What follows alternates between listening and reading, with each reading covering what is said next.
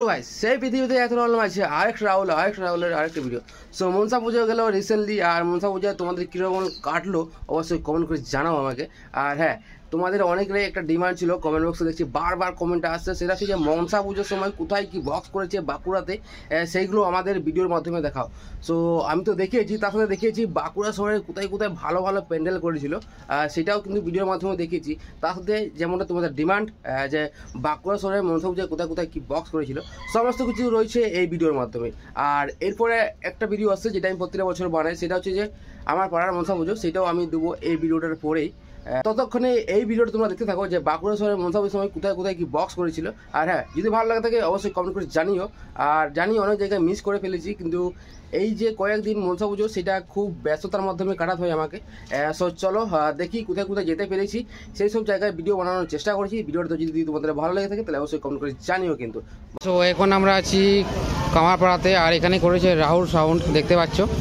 বক্সটা এই মুহূর্তে ফিটিং চলছিল বাড়ি বেরানোর জন্য, কিন্তু পুলিশ যেহেতু এসেছে আর এখানে কথাবার্তাও চলছে যে এটা বেরোবে কে বেরোবে না।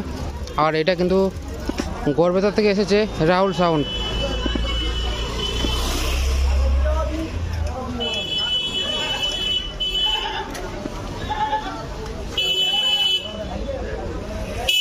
আর এই জায়গাটা তোমাদের যেমনটা বললাম, কামারপাড়া 16 আনা কমিটি যেটা আছে মনসা মেলা।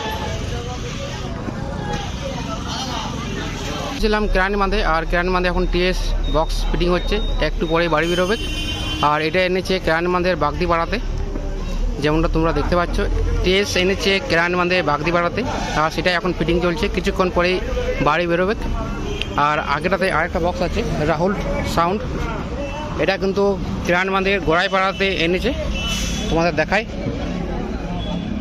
এই যে এইখানে ফিটিং চলছে, এই যে রাহুল সাউন্ড, এটা এনেছে কেরানবাঁধের গোড়াই পাড়াতে।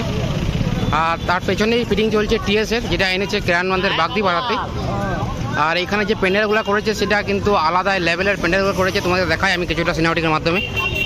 আর এই যে তোমাদের যেমনটা আমি বললাম যে কেরানবাঁধে বিশাল রকমের একটা প্যান্ডেল করেছে, সামনের লেভেলের একটা অনেক বড় একটা হাইটের একটা গেট বানানো হয়েছে। আর ভিতরের যে প্যান্ডেলটা সেটা কিন্তু একটা বিয়ে বাড়ি বললেই চলে। আর এই সাইডটাতে ডিফারেন্স কিছু করেছে, তোমাদের দেখায়। এই সাইডে একটা বিয়ে বাড়ির মতনই লাগছে ঠিক। আর এই সাইডে এক্সট্রা সময় কিন্তু এই গেটের নিয়ে অনেক বড় বড় আড্ডাআড্ডি লড়াই হতো, মানে এরা কত হাইট গেট করবে, এরা কত হাইট গেট করবে। কিন্তু এবছর সেটা পুরোটাই ডিফারেন্স।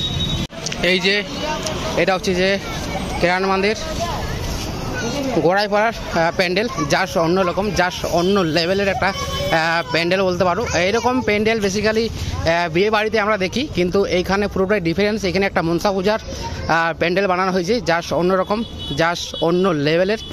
আর আমি দেখলাম যে ওই কেরানবাঁধের বাগদিপাড়াতেও এই ধরনের একটা গেট বানানো হয়েছে, কিন্তু ওটার থেকে এটা বেটার। আর ওই সাইডটাতে একটা বড় একটা গেট করা হয়েছে, কিন্তু এখানে সেই বড় গেটটা নেই, এখানে পুরোটাই কিন্তু অন্যরকম সাজিয়েছে, যা অতুলনীয়, অবিশ্বাস্য। জাস্ট আমরা এটা বিয়ে বাড়িতে দেখেছিলাম। আর এটা একটা মনসা পুজোর গেট, একটা মনসা পুজোর প্যান্ডেল, অন্যরকম। চলো এখানের প্রতিমাটা তোমাদের দেখাচ্ছি।